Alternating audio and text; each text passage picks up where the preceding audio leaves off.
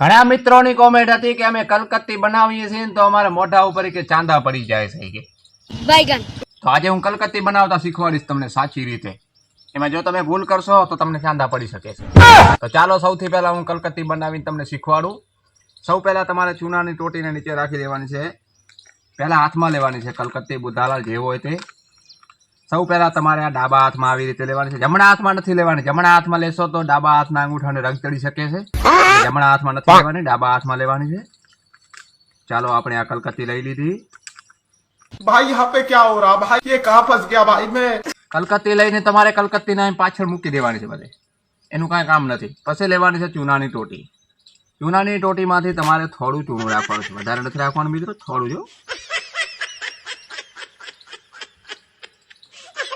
જોઈ શકો છો આટલું ચૂનું રાખવાનું છે. વધારે રાખશો તો તમારા મોઢા ઉપર ચાંદા પડી શકે છે.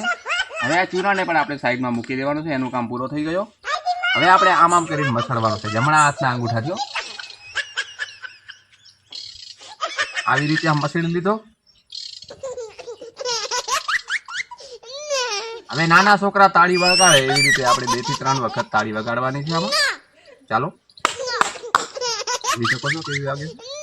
હવે આપણે હરેકથી આમાં અંગૂઠા વચ્ચે અને આંગળી વચ્ચે આમ કરીને આમ ચપટી ભરવાની છે. ચપટી ભરી અને તમારે ડાબી સાઈડમાં રાખવાનું છે, જમણી સાઈડમાં નહીં. જો તમે જમણી સાઈડમાં રાખશો તો તમારે ચાંદા પડવાની 100% ગેરંટી છે. જો ડાબી સાઈડમાં રાખશો તો ચાંદા નહીં પડે. કેવી રીતે રાખવાની જોઈ શકો છો. હા, રખાઈ ગઈ.